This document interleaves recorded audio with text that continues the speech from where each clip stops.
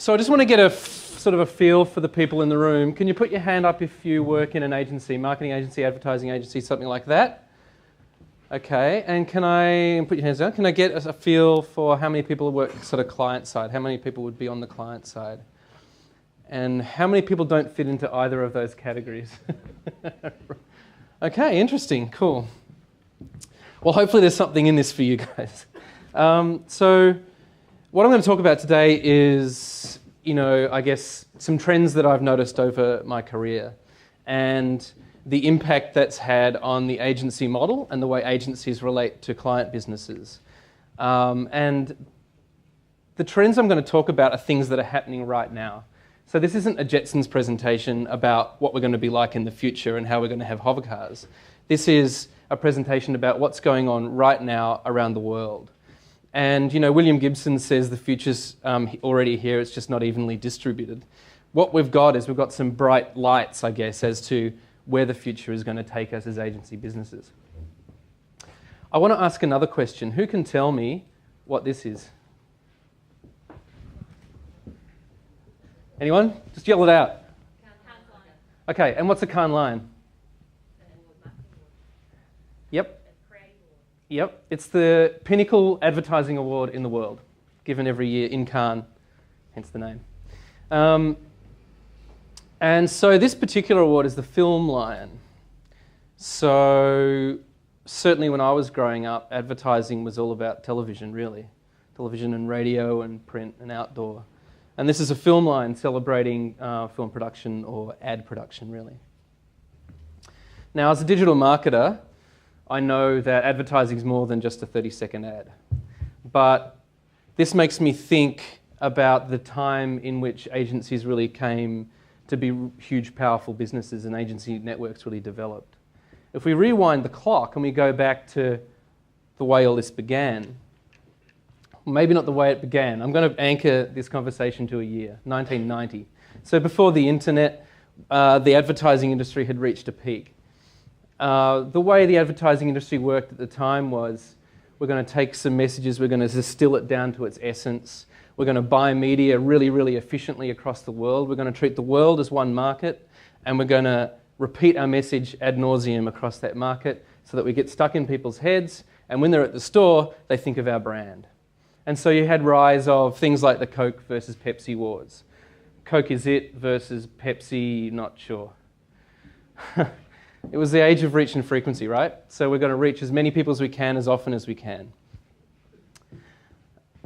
That kind of advertising model sort of had two sides. There was the media side, and the media side was really about blank spaces to put an ad. And the creative side was about filling those blank spaces with creative. And the creative that was represented in a billboard like this would be similar to the creative that was represented in a newspaper, which would be similar to a piece of creative that was represented on television. And so it was about big ideas that drove small impacts to business. And by small impacts, I mean a 1%, maybe a 1% change if you're lucky, particularly if you're a brand like Coke. And so the agency model that was built around this kind of time was kind of like this, where you have a proportion of your revenue driven by management, and a much larger proportion driven by production. And different agency businesses would have different ratios. So if you're a really solid agency business and you're great at negotiating, you might have a 60-40 ratio to production. If you're an agency business and maybe not so good at negotiating, you might have 80-20 ratio to production. And so, this was really about the big idea. It was develop the big idea and then explode it through production through all the channels. But if we fast forward to today, technology has driven a whole bunch of changes to the way consumers digest media, to how they filter communications, and that's had on-flowing impact on our industry. There's two trends I'm going to talk about today. The first is the methods of production. So the methods of production in 1990 were highly valuable. And since then, they've been quite commoditized. So we're going to talk about how those methods of production have been very widely distributed through society. And then the second trend is really consumer-driven. It's that consumers are digesting media in different ways. That's led to the rise of new industries that has meant as marketers, we need to behave differently. So I'm going to take you back in time to 1990.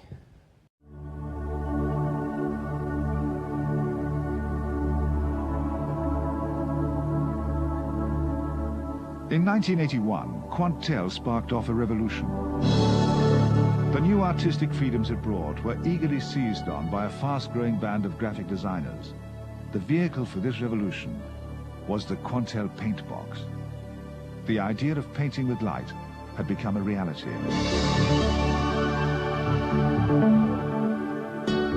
Dazzling illustrations could now be painted directly on the television screen using all the subtleties of true color mixing, together with the most delicate line work and natural textures like chalk and charcoal.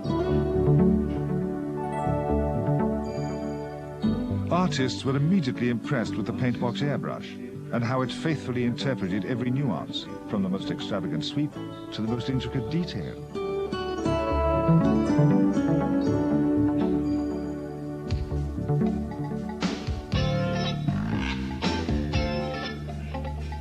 Okay. So before it gets too exciting, I love the language in that, you know.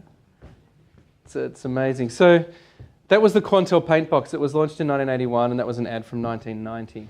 And the Quantel paint box, believe it or not, revolutionized parts of the industry. So this machine, you can see it here. You've got a couple of television screens, a keyboard, a big sort of pad like a Wacom tablet. This machine cost $40,000 at the time. And, you know, there were only a few in Melbourne, maybe a couple to start with. And what that meant from an economic standpoint was this really valuable tool that added real impact to communications was really poorly distributed. And the skill sets to run it were really rare. And so, you know, agencies and production houses could charge a lot of money for the skill sets to, you know, be applied to their advertising. Fast forward to 2014, and you get something you might recognize. So obviously, Apple Mac Air costs $1,500. Actually, one thing I didn't say about the Quantel paint box, the hard drive for the Quantel paint box was a 15-inch platter. It could hold 70 images. So $40,000, 70 images, $1,500, 256,000 images.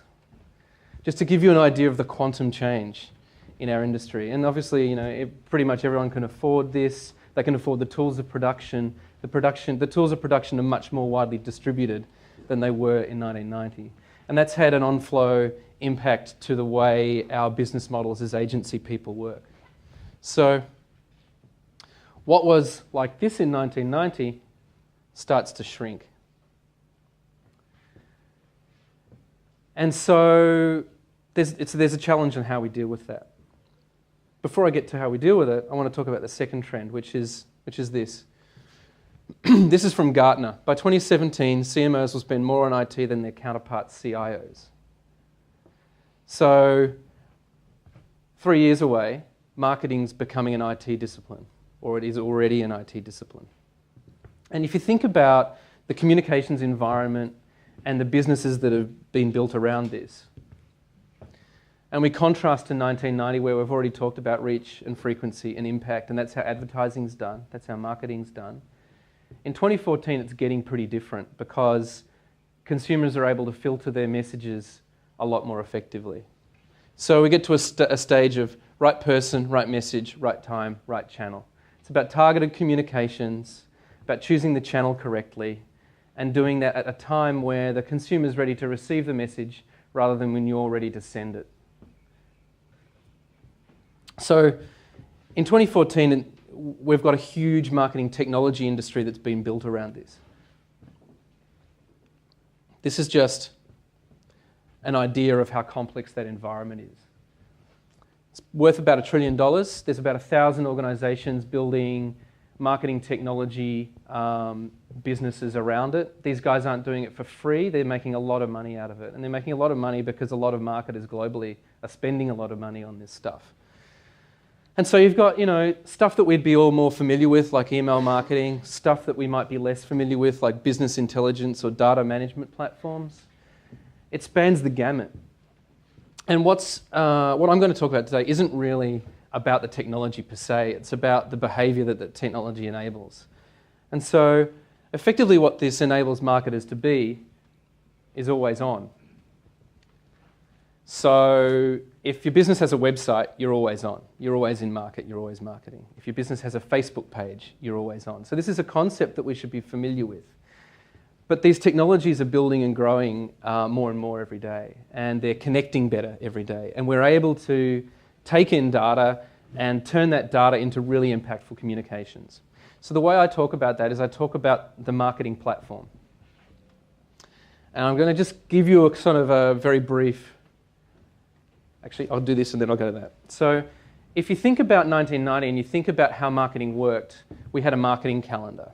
And that marketing calendar had peaks and troughs of activity, right? So from an economic standpoint, as an agency person, we'd be brought in to build campaigns for an organisation. So that organisation, that client-side organisation could, upskill, up-resource, to get the campaign out, to make a lot of noise in market, for activity then to die down, to move on to the next campaign. And it made sense, that business model. But now we're moving to always on. We've got an always on pattern of activity. So the reason why that line slopes is that in always on, you have assets that are ticking away day in, day out, and you're able to refine those assets, you're able to build on them. At a campaign level, you can't build on them. You send them out to market, you dispose of them, you move on. So as we build on those assets, as we refine them, we're getting better and better and better. And we're driving more and more activity in market. We're winning more and more customers, and we're getting better at our jobs. So in this always-on environment, the agency model is getting really challenged, because what I've seen personally through the last year or the last 18 months is a distinct trend for client-side businesses to start insourcing the resources they used to buy from us. So we've got this trend of outsource to insource. And that's a real challenge. So not only is the tools that we used to use becoming really commodified, but our client businesses that were our source of revenue are starting to spend less with us because they're spending more in-house. And that makes total economic sense, and we shouldn't argue against it. What we're seeing is that our was once a beautiful pyramid is now shrinking even further. It's not just me that's saying it. This is a quote from Andrew Little, who's CEO of DDB in Australia, and it was a quote about 8 weeks ago in the media. We're doing business for less than we were 10 years ago, which is less than what it was 10 years before. The agency model is in crisis. I did some don't quote me on this, some rough calculations as I was preparing for this presentation about hourly rates from when I started work, when I started my career, to now. And if you factor in inflation, I think we've had about a 10% reduction in hourly fees over that time. So not only are clients sort of buying less day to day, our hourly fees are decreasing. The model's in crisis. And different agencies have sort of tried different ways over time to sort of stem the flow. Some of those ways are charging for ideas. So, you go to the agency, you ask for an idea, they come up with an idea, they charge you 20 grand, 50 grand, 100 grand. But that doesn't really feel equitable, and I don't think that's sustainable from a relationship standpoint. Agencies, more innovative agencies maybe have tried joint ventures where the agency business and the client business have shared in the risk, but also shared in the upside of a venture, of a new business venture. There's pay-for-performance models. So our agency work goes into market, generates revenue for clients, and we're going to take a cut of that revenue rather than taking a fee per hour. But that's really difficult because it's really difficult to attribute who's actually driving the revenue and to get to a point where you feel like the equity split is fair. The most common way, and it's a more subtle way, is that agencies kind of patch up from the bottom. They take a brief and they complain about the size of the budget for the brief, and they complain about how they're not going to be able to do anything for that budget, or maybe they don't complain, but maybe they just take longer than they should. Maybe the incentives in that model when you're charging hour by hour are wrong, because the incentives are for the agency really to work against the interest of the client, because we want to bill as many hours as we can, rather than providing the best advice we can about how you should go to market. So it's all a bit doom and gloom. It's all pretty tough right now in agency land. It's not the rivers of gold Dan was talking about. Plenty of people I've worked with in agencies just think about the 80s like, man, the 80s was awesome. Like, there was no fringe benefits tax in Australia, so there were a lot of parties. So the agency's in crisis, and as you know, a kind of agency leader, and as a guy who has a vested interest in working out what the next model is, I kind of ask myself two things. The first thing is really, what's the essence of the agency business? What are we really here for? How do we really deliver value to clients? And then, once we've cut back to that point, how can we reconfigure the way we work and the skill sets we have, the models we have, to deliver value, to reconfigure and reframe and deliver value into the future? Because we're only in business to deliver value to our customers. Every business is only in business to deliver value to their customers. So if we can deliver more value, then that's better for everybody. So there's a couple of different ways I think I'm seeing emerging models happen. The first way comes from this kind of insight, I think it does.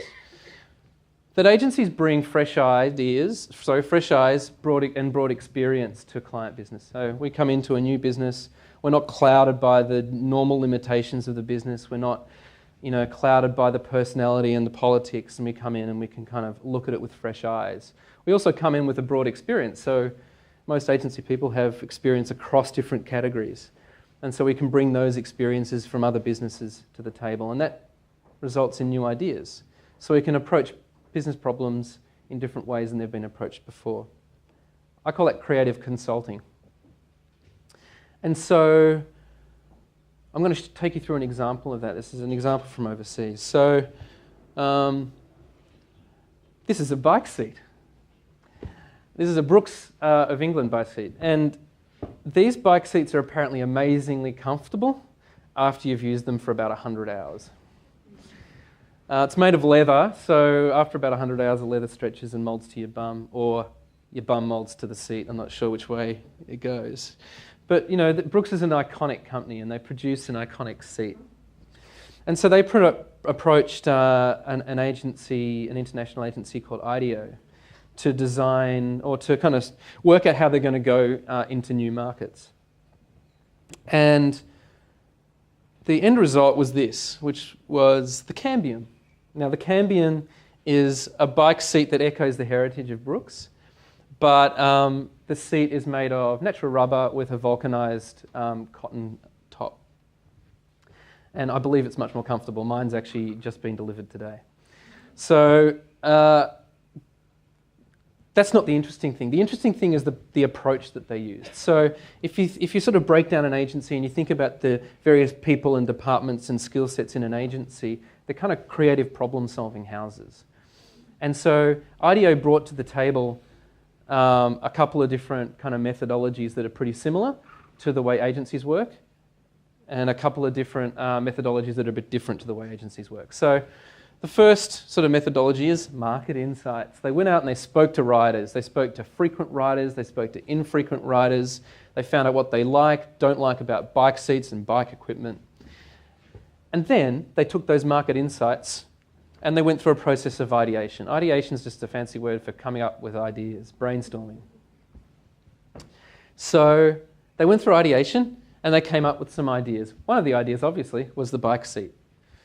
And then not only did they go through the process of designing the bike seat, designing what it would look like, what it would feel like, kind of the attributes of it, they built business strategy around it. So they're thinking about, well, how much is it going to sell for, what the distribution channels are, what volume they need to produce in, what the demand is globally for it. And along the way, they covered, production. How is this thing going to come together, given Brooks' existing production lines?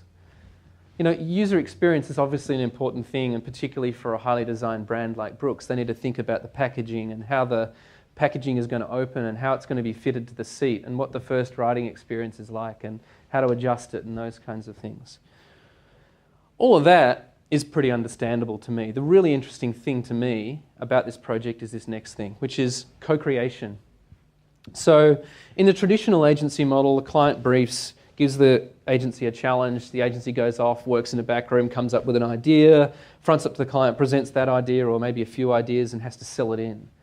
has to sell it in because it's something foreign to the client. But in this model, they developed it with the client. So they brought the best skill sets of both organisations to the table to develop a solution to a business problem that's right for everybody. So there's no selling in because it's organic. It's been born organically from both organisations. There's no wasted time brainstorming and scamping and mocking up things that aren't going to fly. It's a very, very efficient process. And so that's creative consulting to me. It's business focused, but it's creative as well.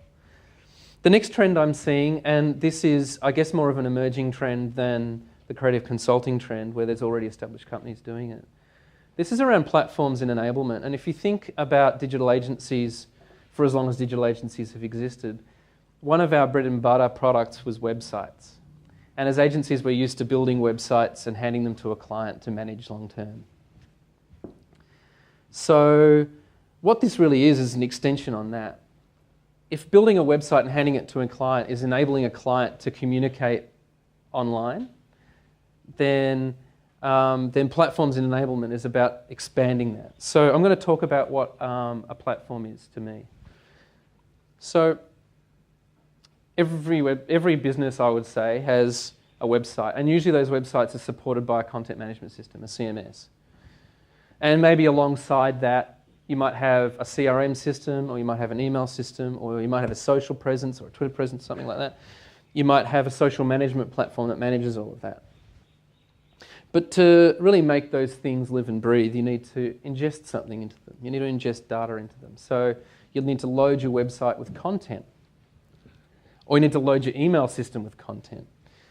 And when I talk about data, I'm really talking about behavioural or attitudinal or live data about our customers and how they're interacting with us. And that stuff gets digested by those platforms. And then those platforms have business logic loaded into them. So those platforms know how to pick and choose the content to send and the audiences or the context in which to send them to. And on top of that, we have creative. So creative is about making those messages, attractive, making them look good. And underpinning all of this is analytics. So analytics helps make those systems work better over time and deliver better.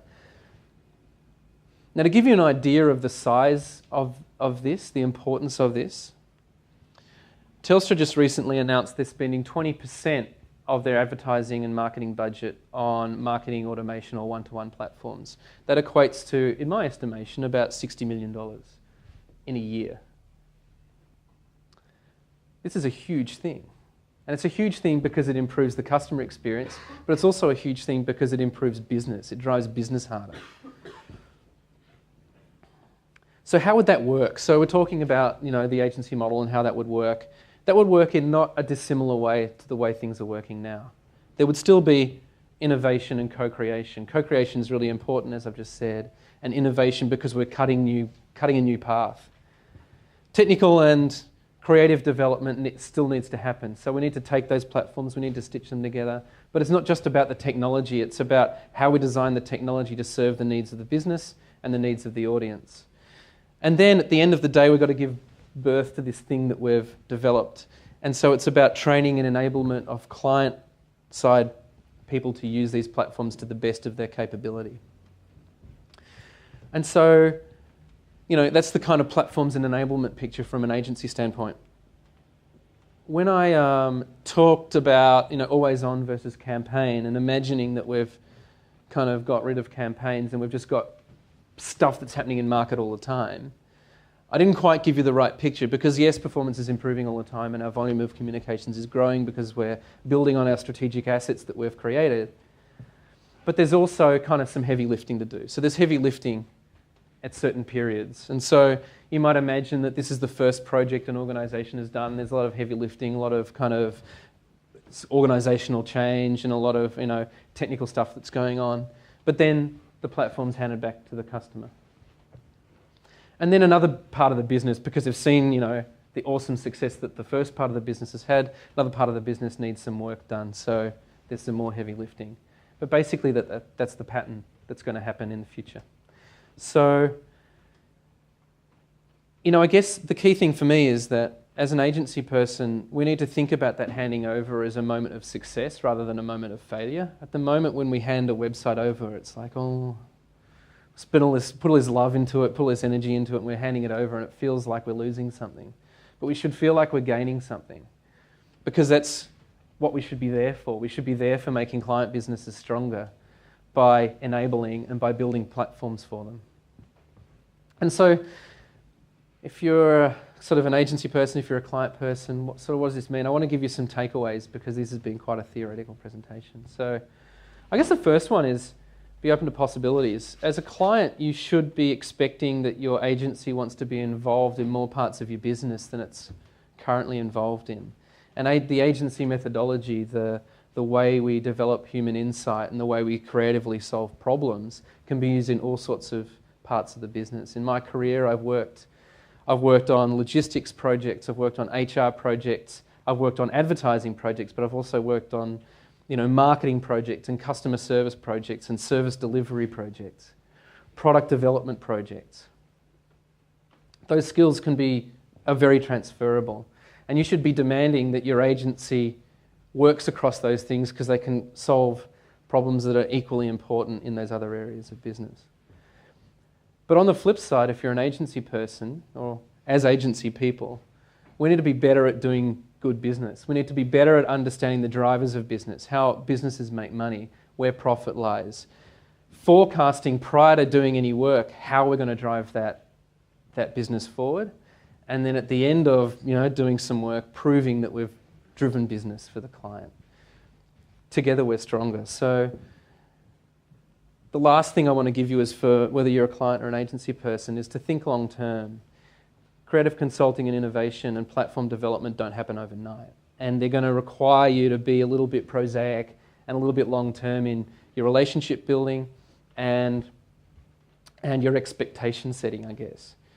Because you're going into new areas, it's going to require you to change the way you think and the way you behave, and that's going to have impacts on team structures and team responsibilities and all sorts of things. So I'm going to leave you with a quote. This is a long one. For agency people, your clients are in trouble. They're looking to you to save them. The ad inventory that's been sold for the last 50 years no longer works, and marketers have started to figure that out. In the process, your clients will fire, and hire agency after agency, seeking anyone who can help them, perhaps on where to go. So as an agency person, I want to be the agency that helps you work out where to go, not, overloads estimates. So thanks a lot.